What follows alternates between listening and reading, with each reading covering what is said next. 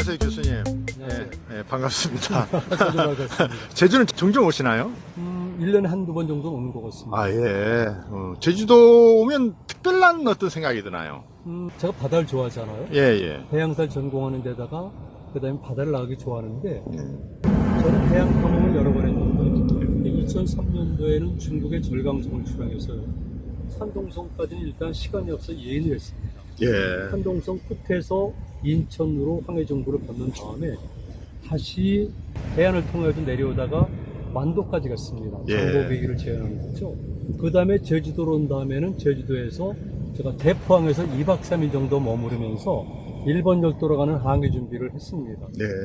그래서 끝난 다음에 제주도로 출항했는데 당시 목표는 과거에 제주도 사람들의 길을 제한하는 것도 있었고요. 규슈 북부를 목표로 했었는데 결과적으로 14일째 되는 날 규슈 서북부에 있는 오도 열도라고 있습니다. 예. 오도 열도에 나루시마라는 곳에 도착을 했습니다. 이 나루시마 같은 경우는 제주도랑도 또 연관이 되는데요. 제주도 사람들이 예전에 항해를 하거나 표류를 할 경우에 도착하는 곳이 바로 일본 열도 오도 열도가 됩니다. 예. 그래서 저희는 원래 항로에서 벗어났지만 자연스럽게 선사시대 항로 그리고 제주도인들의 표류 항로를 답습하게 된 것이죠. 그런 의미에서 저는 제주도를 독특하게 생각하고 있습니다. 예. 그리고 그 이전에도 또 하나의 일이 있었는데요.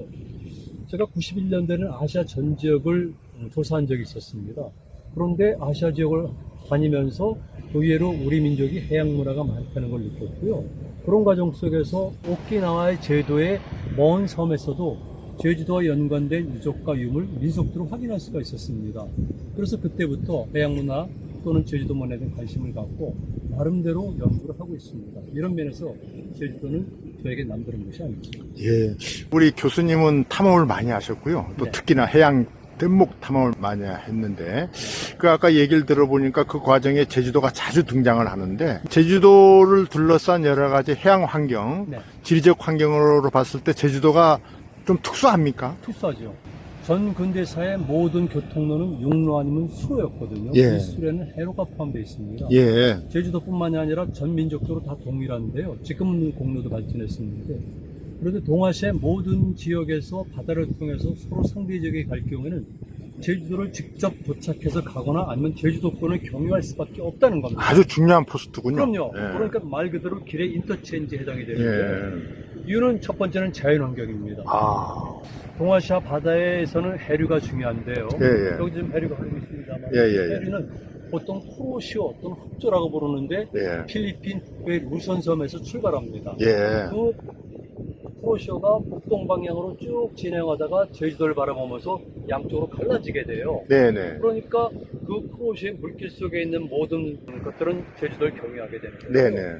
또 하나는 이 동아시아 아니 북반구 자체가 그렇습니다만 계절풍지대거든요. 예, 예. 그래서 남풍 특히 남서 계절풍이 불 경우에는 흔히 말하는 중국의 절강성 이남, 동남아시아 아니면은 필리핀 이런 지역에서 출발하게 되면은 자연스럽게 올 수가 있다는 겁니다. 네네네. 그런 의미에서 당연히 해양 남방 문화가 도착한 곳이 제주도가 되는 것이고 따라서 오다 보면은 흑산도로에서 우리나라 전라남도 해안으로 도착하거나 아니면 제주도로 빠지게 됩니다. 네네네. 이런 것들은 양 지역에서의 표류자들을 통해서 증명이 되는데요. 네. 이쪽에서 표류한 사람들이 여기 도착하기도 하고요. 또는 이 해에서 표류한 사람들이 도착하는 곳이 주로 절강성 지역입니다. 그러다 보니까 절강성 지역과 이 지역과의 교류도 제주도가 중요한 역할을 했고요. 그리고 흔히 말하는 중국의 남중국과 일본 열도가 교류를 할 때는 특히 8세기, 9세기 경에 되면은 당나라의 사신을 많이 파견하는 것이 있거든요. 견당사라고 그러는데 이들이 보게 되면은 북로를 빼놓고 남로 같은 경우는 주로 오도 열도를 출발해 가지고 제주도권을 경유해서 동남아 절강성 지역으로 갑니다. 그러니까 제주도는 말 그대로 흔히 말하는 남중국과 또는 북중국도 포함합니다만은 일본 열도를 연결해 주는 데도 있는 것이죠. 그리고 아직까지도 일반화되지 않고 제주도 도민들도 잘 모르는데요. 의외로 연해주 지역의 문화가 제주도에 온다는 겁니다. 아. 그래서 초기 신석기에 해당이 됩니다만 만년을 전후로 한 시기에 대표적인 것이 그 한경면 고산 유적이거든요. 네네. 거기서 발견된 토기들을 보게 되면 현재 연해주 남부 지역에서 발견되는 토기들과 유사합니다. 그래서 학자들은 연해주를 출발한 다음에 동해를 거쳐가지고 제주도까지 왔다고 보는데요. 방법상으로 보면 그다지 어려운 항해는 아닙니다. 오히려 동해안 같은 경우는 조석간만의 차가 거의 없기 때문에 네. 조금만 나가서 육지 세력에 눈에 안 띄는 범위를 나가서 육지를 바라보면서 천천히 내려오고 중간중간에 항구나 부두가 될 만한 곳에 상륙하면 되는 거거든요. 네네. 그래서 일찍부터 오히려 제주도는 동해안 문화권을 통해가지고 육지와 연결됐다는 것이 최근에 나오는 학설들입니다. 그래서 제가 종합적으로 정리해드리면 제주도는 첫 번째 보통 우리 한반도 남부와 직결된 항로가 있었고요. 그 다음에 중국의 북부, 특히 남중국에서 내려온 모든 것들도 제주도권과 연관이 되어 있고요. 일본 열도와 중국 지역을 연결할 때도 제주도가 중요했고요.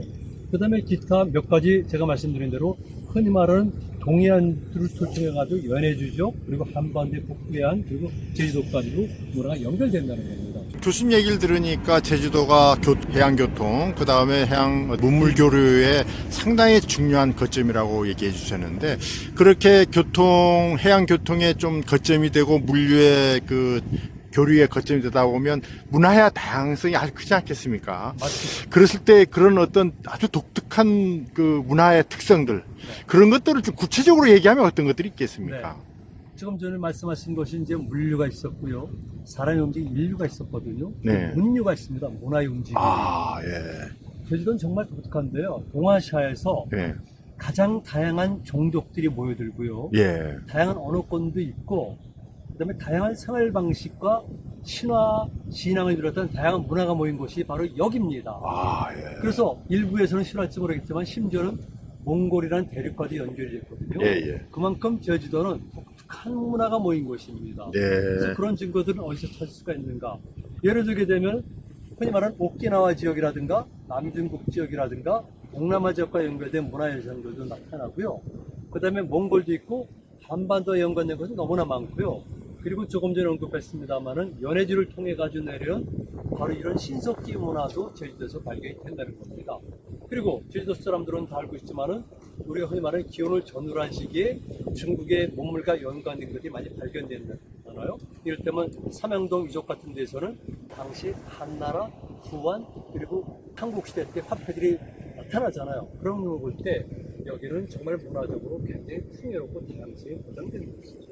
예, 그 교수님 뒤에 보면 한라산이 보이거든요. 예, 예, 저게 약간 정상은 구름 속에 좀 갇혀 있습니다만은 제주도는 그 자체가 한라산이라고 봐도 돼요.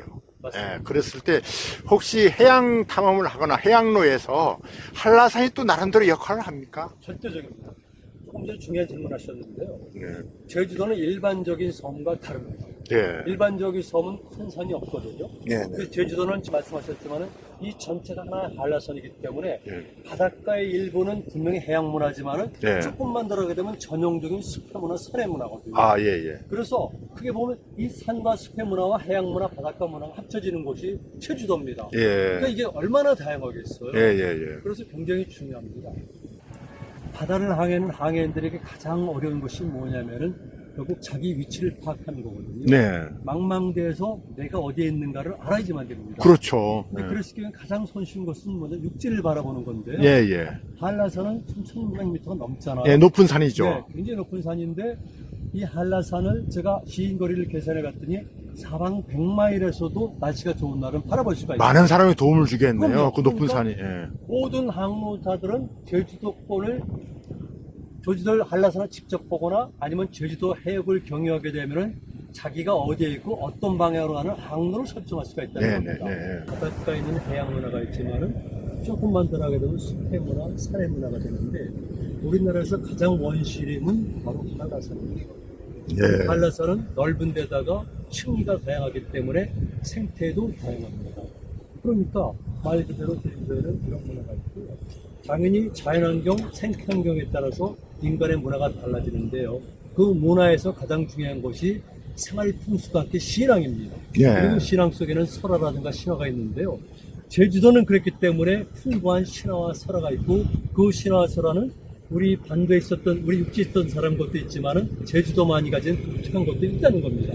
그런데 다행하게도, 자연스럽게도 제주도에는 바로 그런 신화, 설화, 생활양식, 무덤, 기타 습속들이 그대로 남아있거든요. 그래서 우리 민족 전체의 정체성도 찾지만 그와 함께 새로운 걸 지향할 때도 그 모델이라든가 아니면 자료를 사용할 수가 있다는 겁니다. 그런 의미에서 제주도는 문화적으로도 정말 어마어마한 가치를 가지고 있어요.